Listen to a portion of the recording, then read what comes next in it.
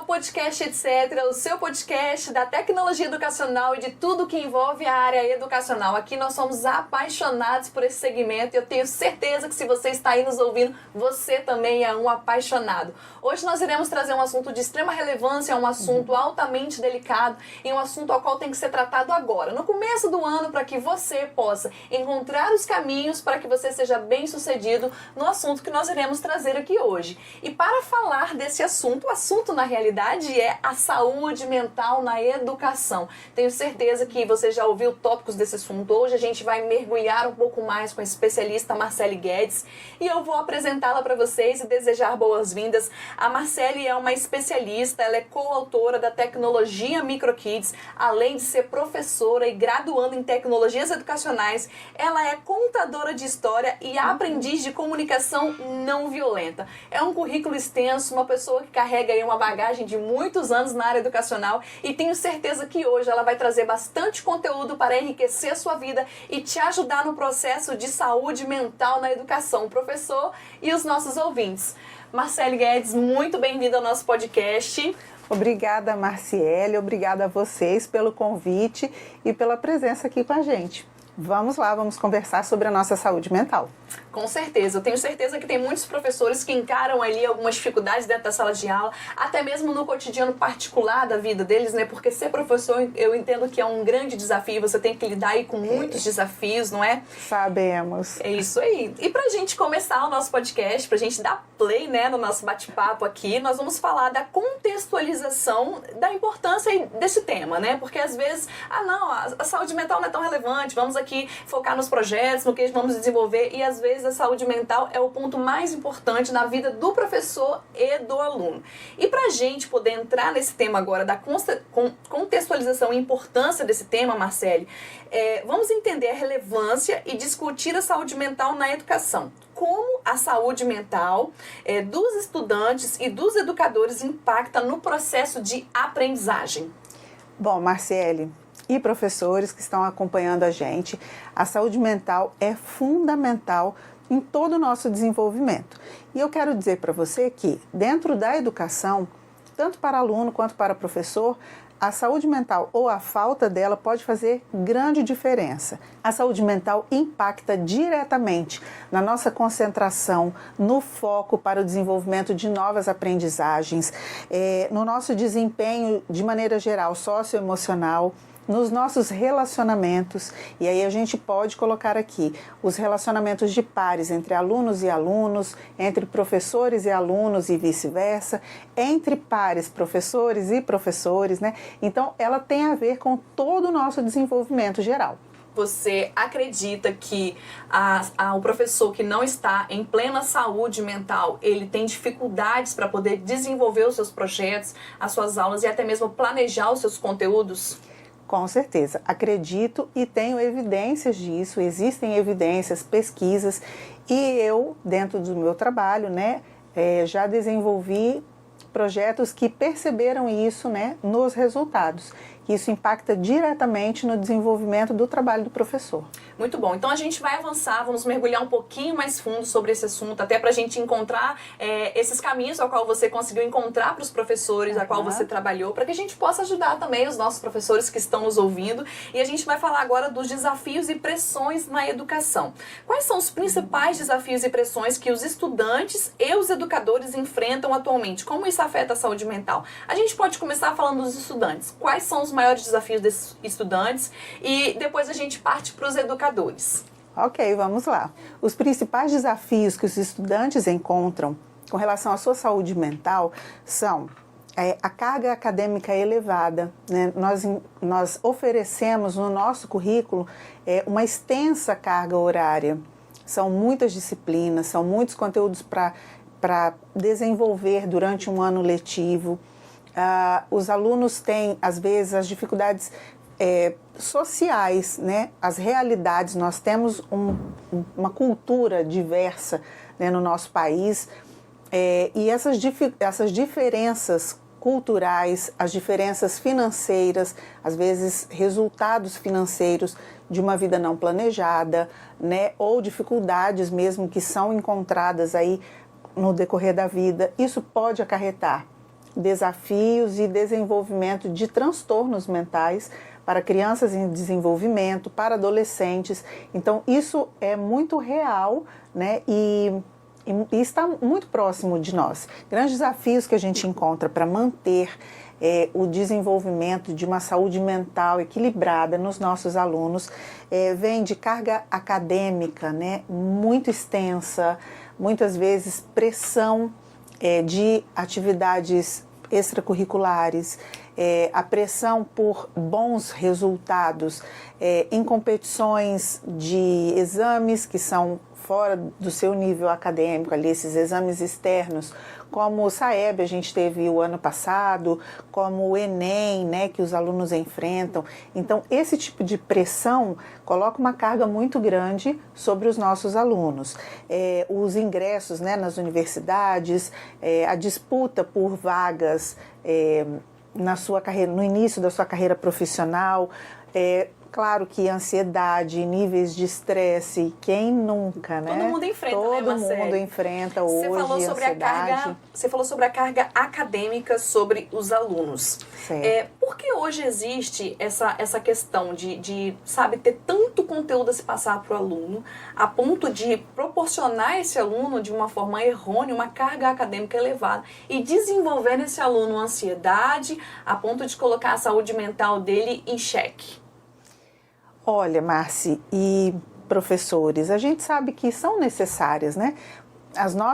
Os nossos conteúdos, a nossa proposta educacional, ela é importante. A gente não pode perder de vista que as políticas que são pensadas para o desenvolvimento acadêmico, elas envolvem uma estrutura que a gente vai precisar dela, né, à frente.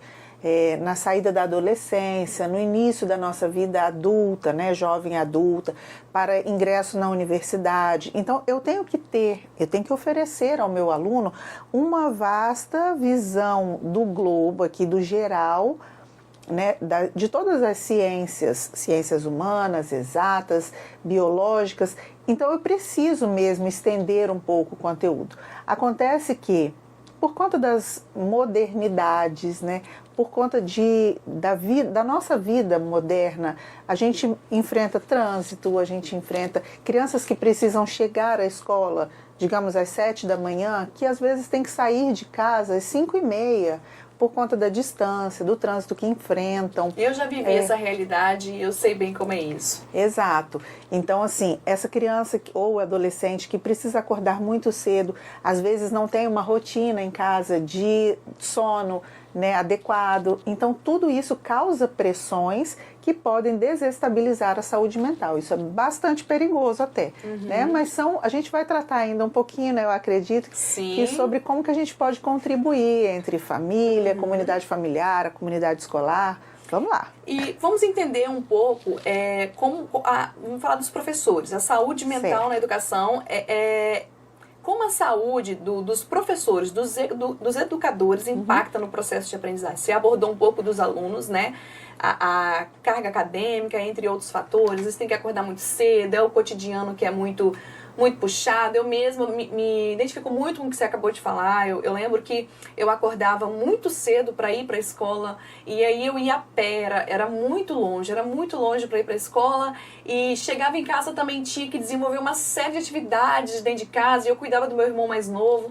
E eu lembro que era realmente muito desafiador. Quando a gente começa a discutir esse assunto, a gente se pega em situações que de fato você acaba tendo uma sobrecarga mental e ainda ter que dar conta de tirar boas notas, porque senão o professor vai te pegar e não vai passar de ano. Enfim, hoje nós temos a informação, né? Nós temos você aqui, por exemplo, para compartilhar o conhecimento com a gente e nos ajudar nesse processo de identificar esses pontos e saber criar uma rotina, uma estratégia para que isso não nos deixe sobrecarregados. Vamos então falar dos educadores. Como essa questão da saúde mental impacta no processo de aprendizagem e de ensino também dos professores, né? Bom, com relação aos professores, a gente também tem que falar sobre uma carga excessiva, uma carga elevada, né, de atividades. E aí o professor tem, além da sala de aula, né, e você que está aí do outro lado me assistindo sabe disso muito bem, a gente tem, além da sala de aula, as preocupações com em colocar as notas do aluno, né, o desenvolvimento do aluno dentro de um programa, de um sistema, que hoje, né, na maioria dos casos, é informatizada a educação. Então, o professor tem a realidade de sala de aula, o seu planejamento, as suas horas de PL, muitas vezes envolvidas ali, né, com outras atividades. Então, o seu planejamento é muito extenso. Isso pode acarretar, né, problemas ali ou o desenvolvimento de transtornos na saúde mental. Desafios de adaptação com a tecnologia, muitos professores. A gente sabe que hoje a gente tem muitos professores jovens, né? Que bom. Mas a gente também tem professores já de uma idade avançada, que já estão próximos de aposentadoria, alguns já até aposentados que continuam lecionando, e aí a gente sabe que muitos não vieram de uma geração tecnológica. Não são nativos, né? digitais, Exatamente. E enfrentam essa dificuldade e acaba até entendendo que é um grande bicho-papão.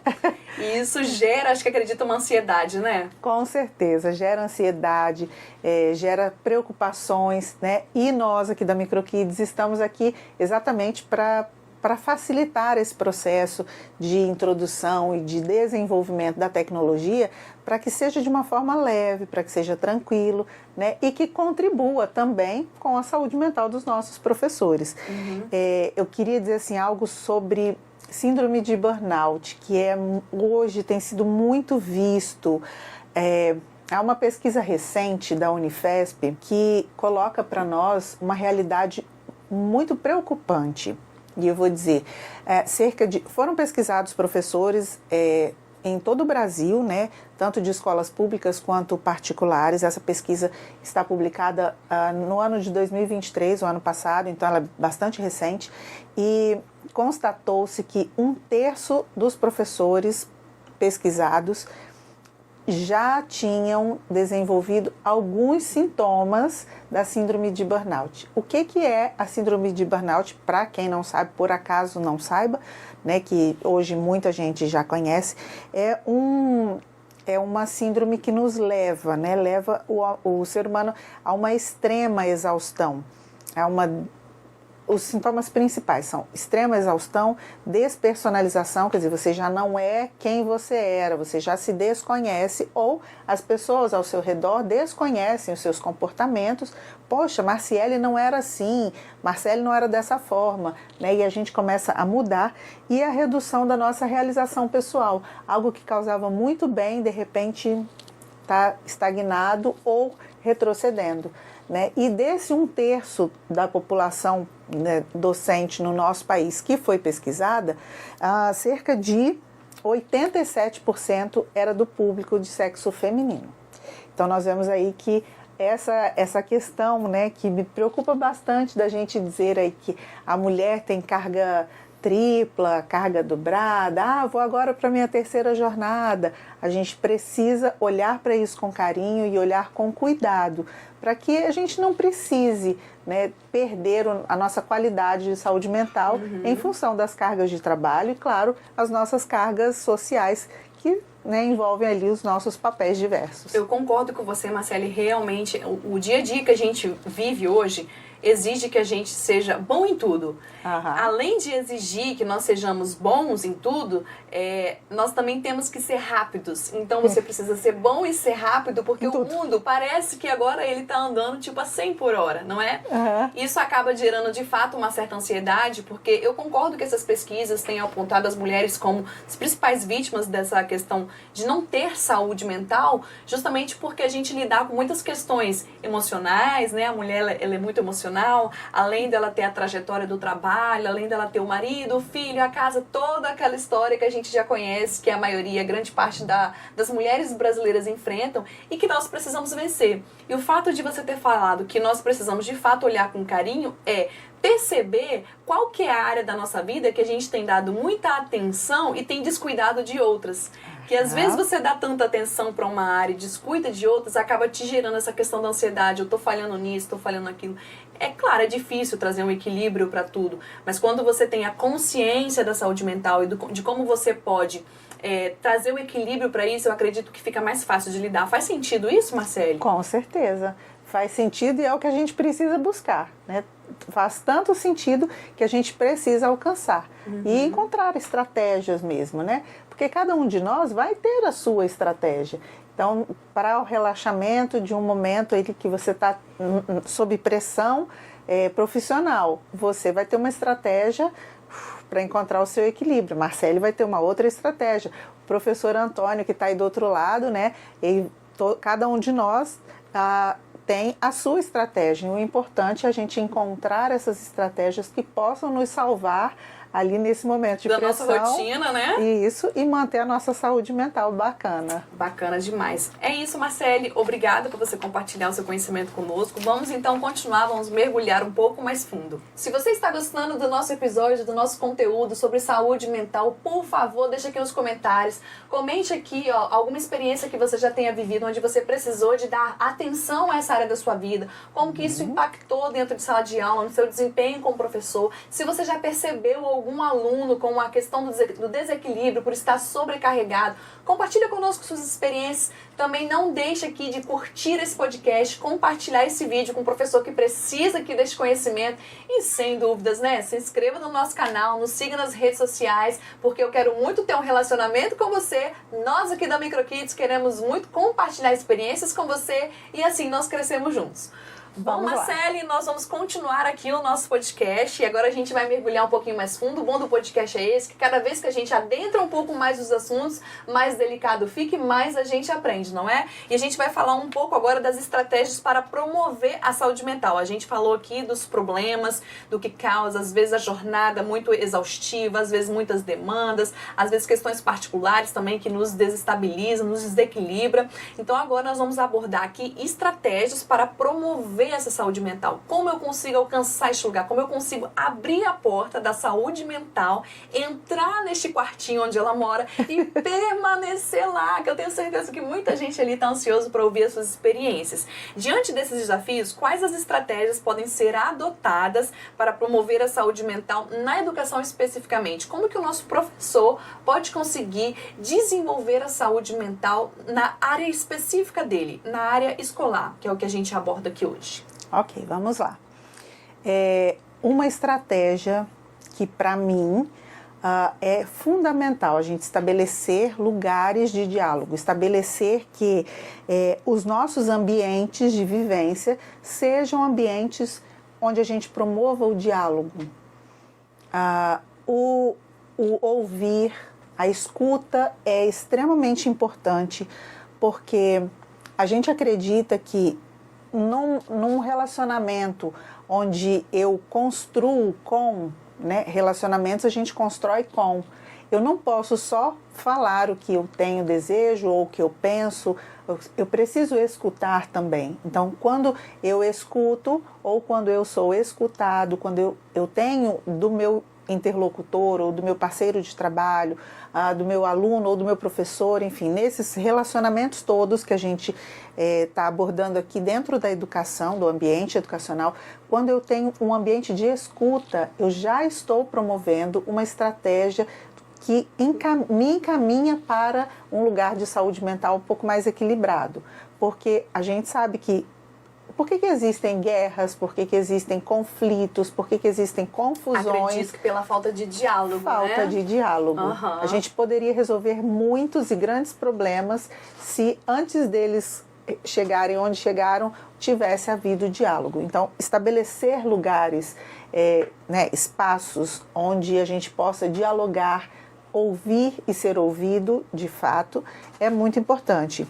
E aí, estabelecer práticas, né, em que a gente possa identificar sinais de que, algo está errado, né? Então, os estresses, às vezes a explosão, uma resposta equivocada, a gente tem costume, né, de quando está um ambiente em que várias pessoas estão em desequilíbrio, não estou dizendo que estão doentes, né? A gente se adoece ao longo do tempo, mas a gente entra em processos de desequilíbrio na nossa saúde mental. E quando várias pessoas no mesmo ambiente estão em desequilíbrio, acontece de respostas ríspidas né, chegarem para mim e eu tomo para o meu pessoal. E às vezes não era pessoal, a pessoa só está num dia ruim. Um momento ruim, né? Todo mundo enfrenta um dia ruim. Todo mundo tem o seu dia não ruim. É? Quem não enfrentou um dia ruim, levante a mão. Gente, eu não acredito que tem alguém que vai levantar a mão aí. De jeito nenhum, não tem, né? E aí exatamente isso, quando a gente se propõe a não trazer para o meu pessoal, bom, Marciele me deu uma resposta que eu não estou oferecendo a ela, de repente, um relacionamento que promova esse tipo de resposta. Então, não é comigo. Então, às vezes a pessoa está lá caladinha e está no seu canto, você faz, né, uma tentativa de diálogo e não acontece, você vai de novo, não acontece. Pouca resposta, num relacionamento que você está acostumado em que há mais retorno, no diálogo, bom, peraí, não é pessoal, eu fiz algo, né, a gente parar para pensar mesmo sobre as nossas, né, posturas. Eu fiz algo? Não fiz, tenho consciência, não fiz propositalmente algo, então eu vou esperar um pouquinho, talvez essa pessoa só esteja num dia ruim. Bom, passaram-se 2, 3 dias, continua? Vou propor uma conversa, quero te escutar, está acontecendo algo? Então, esse espaço de diálogo com esse formato, né, de não trazer para mim essa dor que o outro está carregando e de propor mesmo, posso te ouvir? Fiz algo? Posso contribuir? Posso consertar? Porque às vezes não foi proposital, mas foi algo, né, que você, ali no relacionamento, causou um transtorno. E se a pessoa às vezes não está à vontade para trazer e você tiver o primeiro passo, disposto a ouvir, disposto a escutar, né? Porque não adianta dizer eu dar o passo e quando a pessoa me traz o que causou incômodo e eu dizer, não, nada a ver, não fiz isso. Não tem a maturidade de aceitar, não é, Marcele? Então a gente parar para ouvir de fato, né? Eu penso que essa estratégia já nos leva para um lugar de avanço. De maturidade também, Exato. né, Marcele? Então hoje você acredita que a melhor estratégia para poder lidar com a questão da não saúde mental, exemplo, percebi que tem alguma questão de desequilíbrio na minha vida e que pode estar me levando por um caminho que eu não gostaria de entrar. É o diálogo, é encontrar alguém onde eu confie no meu ambiente de trabalho e iniciar um diálogo. Sobre essa questão de encontrar alguém no ambiente de trabalho, você acredita que nós temos que ser intencionais na construção desse relacionamento? Eu acredito que muitas pessoas têm a dificuldade da confiança, de expor algum problema, tanto que a gente chega no ambiente de trabalho, olá, bom dia, tudo bem? Tudo bem. E às vezes não está tudo bem, né? Às vezes a gente precisa de comunicar e é realmente isso que você falou, isso promove a saúde mental. Isso promove com que a gente fale e de repente você também vai ter algo bacana para compartilhar comigo a ponto de eu melhorar, daquele meu dia ficar melhor. Você acredita que nós temos que ser intencionais na construção desse relacionamento com os nossos amigos de trabalho? Um exemplo, né? Aqui nós temos uma equipe grande, a gente lidar aqui com as autoras, as coautoras, a questão do setor de criação e tudo mais. Eu identificar quem da equipe aqui pode ser meu crush de parceria na amizade e ser intencional na construção de um relacionamento para que eu possa promover isso, isso acrescenta na nossa saúde mental? Com certeza acrescenta. Porém, eu quero ainda acrescentar. Muito bom, eu adoro quando acrescenta. A gente consegue construir um caminho melhor aí. A gente já acrescenta na nossa construção de saúde mental quando a gente estabelece relacionamentos de confiança, né, de abertura ao diálogo, de escuta atenciosa, né, não é simplesmente fala aqui comigo que eu estou continuando aqui a minha, né, no nosso caso aqui dentro de um ambiente corporativo que é escritório, né, fala comigo enquanto eu estou olhando para a minha máquina. Não, fala comigo que eu estarei olhando para você, eu vou dar atenção. Porém, o que eu quero acrescentar, né, ao acréscimo, é que a gente tenha a ousadia de buscar ajuda, porque muitas vezes a nossa saúde mental ela é desestabilizada por setores ou por fatores, né, que não dizem respeito ao nosso controle. A gente não tem controle sobre todas as coisas. E nem sobre somente a área profissional. Exato. Às vezes vem algo da sua vida pessoal, da sua vida particular. É muito importante você falar sobre isso, sobre buscar ajuda de um profissional. Exato. E a gente pode falar um pouquinho mais a respeito dos estigmas. Existem inúmeros preconceitos com relação à nossa saúde mental, né? Coisas que eu já ouvi e com certeza, talvez Marciele, com certeza você, professor, já ouviu aí do outro lado, psicólogo, né? Não vou para psicólogo, e psicólogo é coisa para doido. E quando né? o psicólogo te encaminha para o psiquiatra? Ah, ficou doido de pedra. Aí ficou doido de pedra, tá rasgando dinheiro. Eu acho que isso precisa ser desconstruído. E não necessariamente. Se a gente pensa em educação, bom, eu quero aprender, não a educação básica, vamos ali por um caminho, né, mais específico. Eu quero aprender determinada área, né, determinado conteúdo específico. Eu vou procurar um profissional que me ensine aquilo ali. Né? Nem todos, por exemplo, são musicistas natos. Então, se você quer aprender o desenvolvimento de um instrumento musical, você vai procurar alguém que já saiba, que seja um expert naquele instrumento musical para te ensinar, para te dar o caminho. Então, se eu, por exemplo, eu estou aqui fazendo um tratamento odontológico, eu não fui procurar um ortopedista, eu fui procurar um odontologista com especialidade em, né, um dentista com especialidade em odontologia, para cuidar, né, ali do aparelho. Então, por que a gente tem tanto preconceito? Por que a gente estigmatiza tanto, assim, fechado o cuidado com a saúde mental? Se eu tenho uma dor, né, ou tive uma fratura, eu não vou procurar um dermatologista se eu tive uma fratura, eu vou procurar um ortopedista. Preciso consertar isso aqui. Então, se eu estou com um desequilíbrio na minha saúde mental, existe o profissional para isso. E quando a gente busca, a gente rompe com esse estigma, né, de isso aqui, não, de jeito nenhum. Então, a gente promove ao nosso redor o cuidado com a nossa família, com o nosso aluno, com o nosso professor, né, com o nosso colega de trabalho, quando a gente rompe com esse preconceito. E eu acredito também que a pessoa que identifica que precisa de ajuda e consegue procurar ajuda profissional, ela consegue caminhar mais rápido em direção à cura, porque é uma cura, não é? Eu gostaria que você falasse um pouco como que o professor pode identificar no aluno. O professor está dentro de aula e percebeu alguns comportamentos suspeitos de um aluno que não se comportava de tal forma. Como ele pode identificar e como ele pode se posicionar em relação a isso? Você acha que ele deve chamar o pai? Você acha que ele deve expor a situação? Como que você acredita que o professor deve se portar? O professor, ele tem toda a autonomia, ou deve ter toda a autonomia, para que o relacionamento com seus alunos tenha esse tipo de proximidade, de peculiaridade, de perceber que quais são os alunos, que nós somos todos diferentes, né? E para o professor lidar com as diferenças, que já é um grande desafio, se ele está atento, ele consegue perceber nuances de comportamento diferente em determinado aluno. Então, eu acredito que talvez o professor não tenha condição de pessoalmente chamar aos pais, né? Isso depende muito da política que é desenvolvida na escola. Escolas públicas têm um formato, escolas particulares têm outro formato, às vezes tem profissionais da área de saúde que acompanham, que já são ali parte da equipe docente da escola, né, ou da equipe pedagógica, administrativa. Então, o professor tem essa autonomia de buscar dentro da própria escola, né, os profissionais que são ou já direto da saúde mental, ou a sua liderança pedagógica, seja o coordenador, o pedagogo, o nome que se dê aí na sua realidade, né? Mas que o professor busque apoio desse profissional que está liderando uma equipe para dizer como é que a gente procede agora. Olha, eu estou com um aluno assim, assim, esse aluno tinha determinado comportamento, nós estamos agora no início de um ano letivo.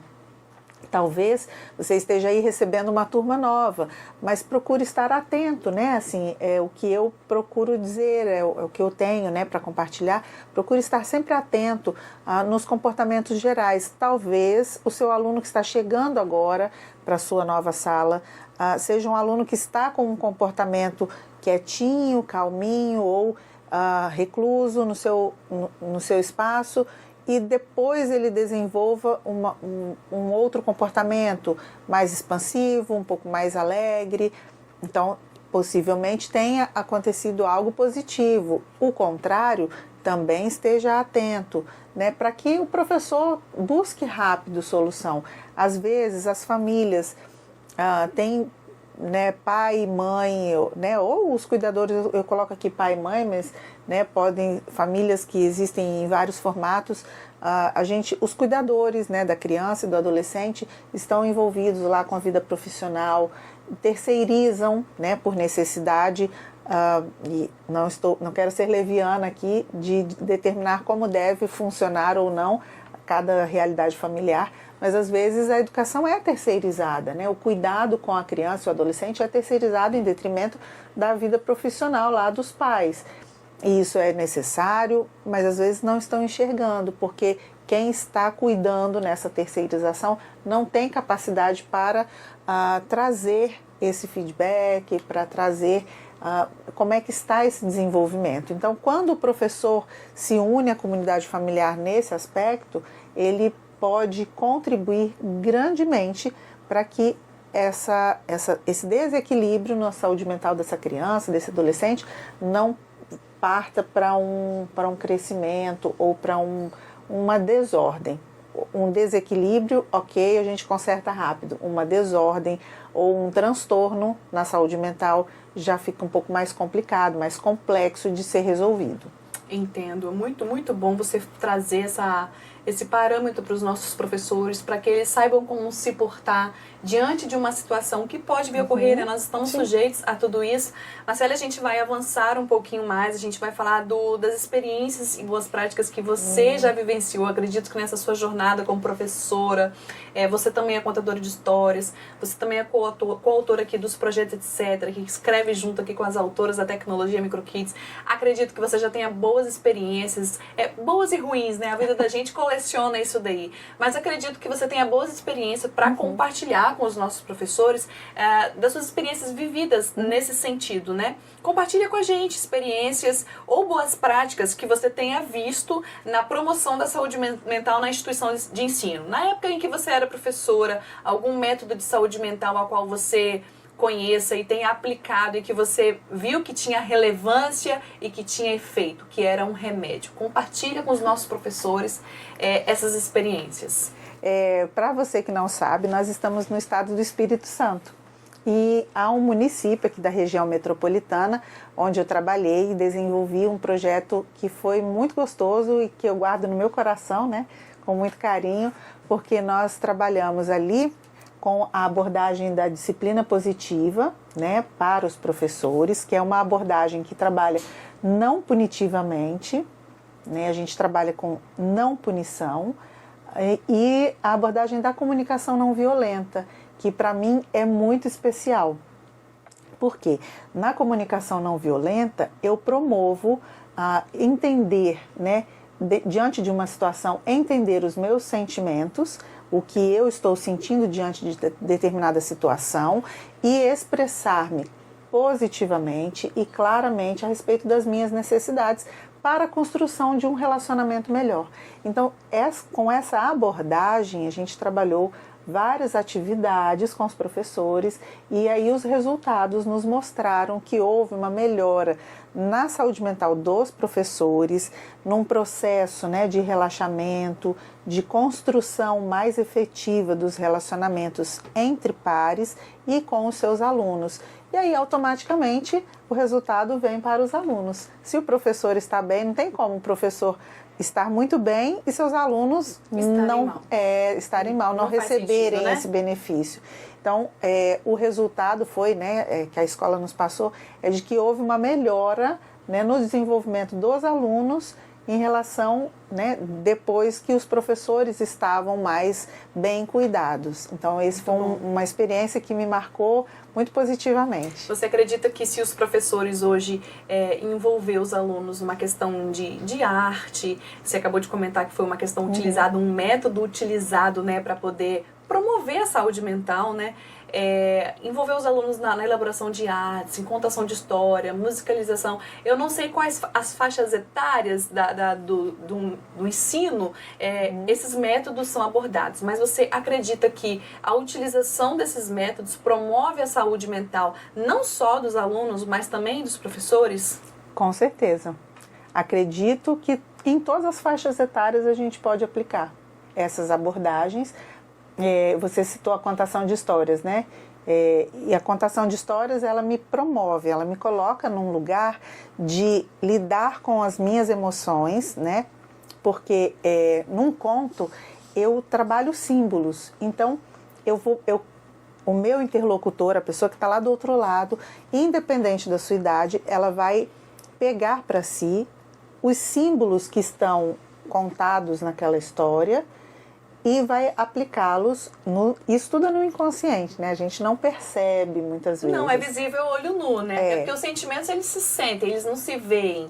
Exato, então isso pode não estar visível e consciente, né? Visível no nosso consciente, mas no nosso inconsciente estão sendo trabalhadas as nossas emoções e as nossas autocuras, digamos assim, né? A gente consegue perceber que dentro de realidades que são colocadas num conto, eu posso buscar solução para coisas que estão lá dentro de mim, né?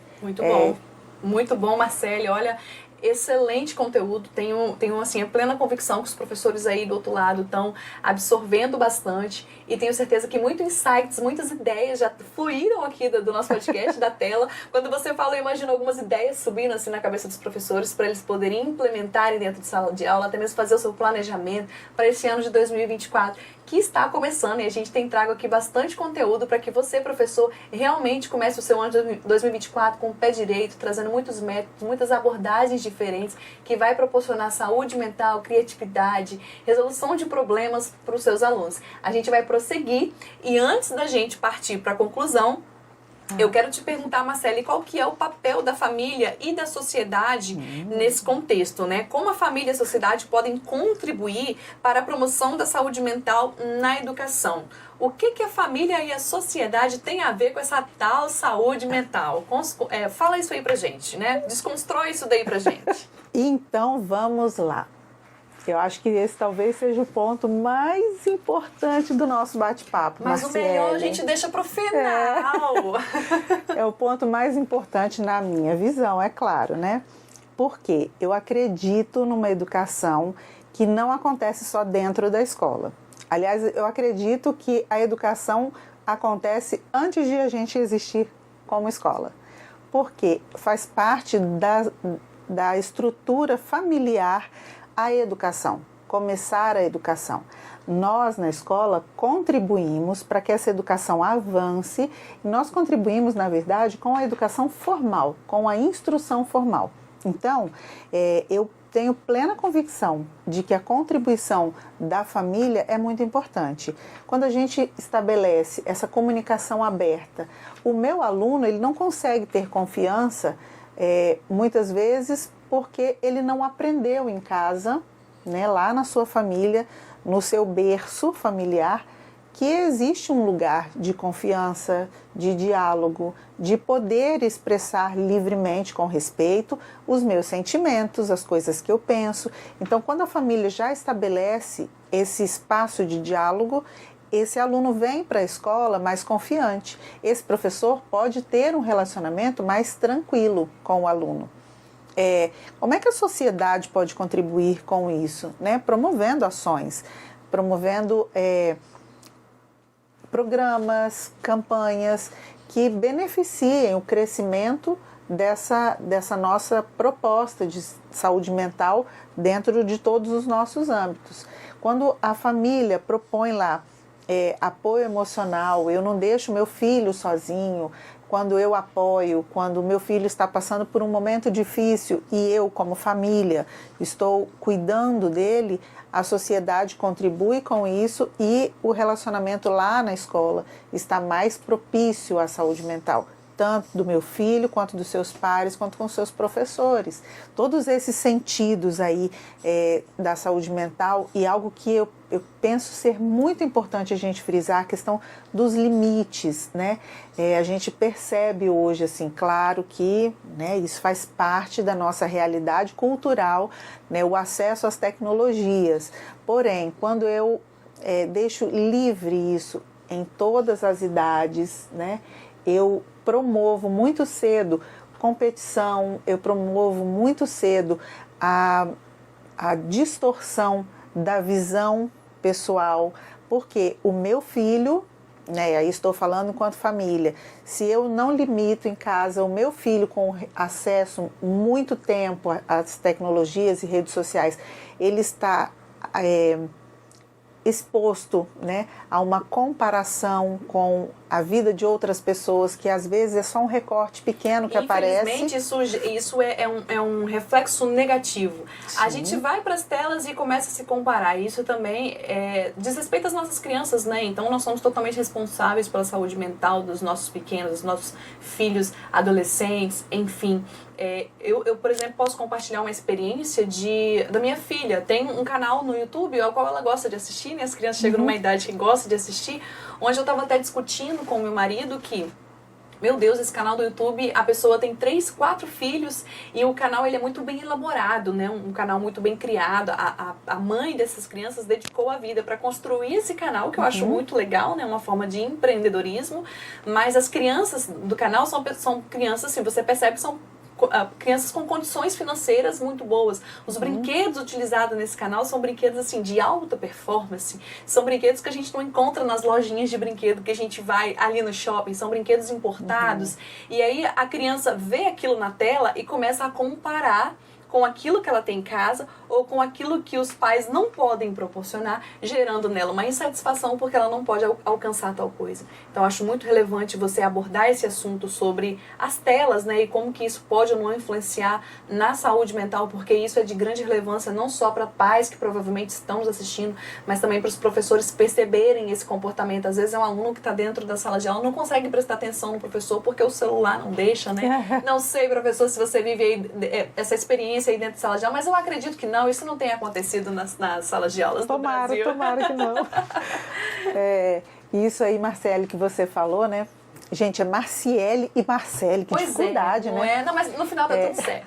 Pois é, Marciele, isso que você falou com relação à sua filha, né? É uma criança, a Marciele tem uma criança de 3 anos de idade, 3 anos e alguns meses. E aí, quando a gente pensa nessa questão que você trouxe, eu levanto o seguinte, não é sobre ter ou não ter o brinquedo, é a distorção que essa criança vai ter sobre o que ela precisa ou não precisa.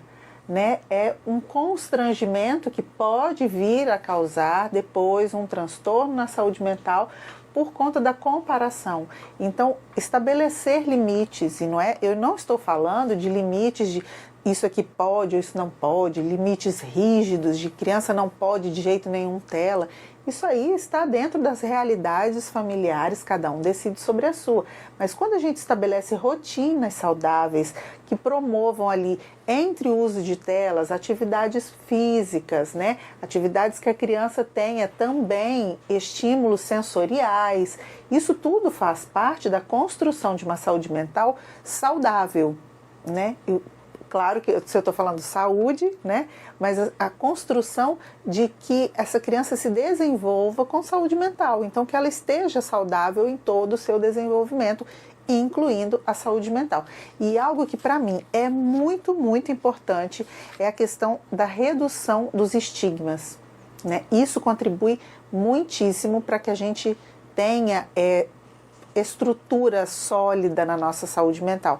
Como a gente já falou lá no início, né, esse estigma de que cuidar de saúde mental é para esse tipo de gente, ou não vou levar meu filho porque meu filho não é doido, a escola está sinalizando tal coisa. Mas então a gente ter cuidado, nós como professores, né, termos esse cuidado, essa sensibilidade para que a gente não espante a família, para que a gente não leve a família para longe da gente, que a gente traga para pertinho, para que a família entenda que é só uma questão de cuidado, é uma questão de atenção, né? Não é de estigmatizar de que é assim ou assado, ou o menino tem esse ou aquele diagnóstico, não é nosso. Então, se você acha que tem um transtorno, nossa função não é diagnosticar, é acolher, é cuidar, né? Como professores, como educadores, a gente precisa acolher para a gente promover essa saúde mental. Entendo. Marcele, A gente está chegando ao fim de mais um episódio do nosso podcast, etc. Ah, que pena! Pois nós vamos ter vários podcasts e eu tenho certeza que você vai ter oportunidade de compartilhar muito mais seus conhecimentos com os nossos professores. Eu gostaria de pedir para você deixar um conselho, uma orientação para os nossos professores. De que forma você encararia esse ano de 2024 que está começando, e como qualquer ano nós temos aí nossos desafios, mais um ano letivo começando, para poder promover saúde mental para os seus alunos e ao mesmo tempo olhar para si, olhar para a sua saúde mental. Que conselho você deixa para os nossos professores ouvintes? Dizem que conselho, se fosse bom, a gente não dava, vendia, né? Então vamos vender, tá valendo quanto? Vale uma moedinha de R$1, vou botar no cofrinho, vamos lá. Brincadeiras à parte, claro, né? Claro. Vamos lá. O que eu penso que seria muito válido a gente estabelecer para esse novo ano que está aí, né, grandão pela frente. Estabelecer as nossas rotinas, contemplando tempo para trabalho, um tempo para relaxamento, com práticas de mindfulness, né, que é a habilidade de você desenvolver o estar presente. Né, o estar presente no momento presente. Tem um pensamentozinho, né, uma técnicazinha que eu costumo levar quando faço dinâmicas com diversos grupos, que é assim, meus pés estão, minha mente está onde meus pés estão. Então, a minha mente precisa estar onde os meus pés estão. Se hoje eu estou aqui sentadinha, a minha mente precisa estar aqui sentadinha, não pode estar voando por aí. Então, se eu estou na sala de aula, minha mente precisa estar na sala de aula. Se eu estou no meu momento de relaxamento, a minha mente precisa estar lá. Se eu vou fazer uma caminhada no parque hoje, num gramado, ou se eu vou capinar um quintal, não importa, né? Se eu vou fazer uma caminhada à beira da praia, ou se é na estrada de barro, se eu vou tomar um banho de chuva, que a minha mente esteja onde os meus pés estiverem, onde o meu corpinho estiver, tá bom? Esse para mim, é uma prática que traz muita promoção da saúde mental. E aí a gente estabelecer rotinas que dividam, né, as nossas práticas profissionais, as nossas práticas familiares, que a gente dê atenção àqueles que nos circulam ali como família, e que a gente tenha momentos de lazer também, né? Lazer é importante, isso né? É importante. Atividade física também. Exatamente. Assim, eu falo atividade física porque é uma coisa que eu gosto bastante, né? Acho que eu me realizo muito praticando atividade física, é uma coisa que eu gosto de fazer. E eu acredito que uma das coisas que promovem a saúde mental, inclusive isso já é provado cientificamente, que o exercício físico ele é um aliado importantíssimo aí pra gente manter não só o corpo em forma, a saúde em dia, né? A saúde corporal em dia, mas a saúde das nossas emoções, a saúde mental. Faz sentido, Marcele? Faz muito sentido. E, gente, precisou, procura ajuda, tá bom? Nós estamos aqui para apoiar o seu trabalho, nós estamos aqui para apoiar o seu desenvolvimento, mas existem coisas que nós não podemos fazer sozinhos. Então, quando você precisar, sentiu que está difícil, uma carga, não tem ali uma pessoa, né, da sua confiança, procura um profissional. E às vezes, mesmo que a gente tenha pessoas de confiança, né, não são suficientes para que a gente consiga sair de um estado que pode estar perigando ali, botar em risco a nossa saúde mental. Então, mantenha-se equilibrada, tá bom? Procure um profissional da saúde mental se for necessário e conte com a gente sempre. Nós agradecemos a sua audiência por você estar aqui conosco até este momento. Este foi mais um episódio do podcast Etc. Nós vamos retornar aqui com mais episódios com assuntos de suma importância para a área educacional, assim como outros convidados também. Nós esperamos que esse episódio inspire ações concretas para criar aí ambientes educacionais mais saudáveis, que os nossos professores tenham atenção de olhar para si mesmo e olhar para os nossos alunos nesse quesito das emoções, né? Porque elas nos combinam em várias situações da vida e a gente precisa de olhar com carinho para essa situação. Marcele, eu agradeço imensamente pela sua participação aqui no nosso podcast, etc. Obrigada por dedicar o seu tempo, compartilhar suas experiências e por ajudar os nossos professores a iniciar essa jornada de 2024 aí, cuidando das emoções. Vamos lá. Muito obrigada pelo convite. Eu também agradeço o tempo que vocês passaram aqui com a gente. Fiquem bem. Cuidem-se. E você tem aí a missão de curtir este vídeo, comentar aqui abaixo alguma experiência que você tenha vivido em sala de aula, onde você desenvolveu práticas que promoveu aí a saúde mental, além também de se inscrever em nosso canal, nos seguir nas redes sociais e a gente se vê no próximo episódio. Tchau, professor!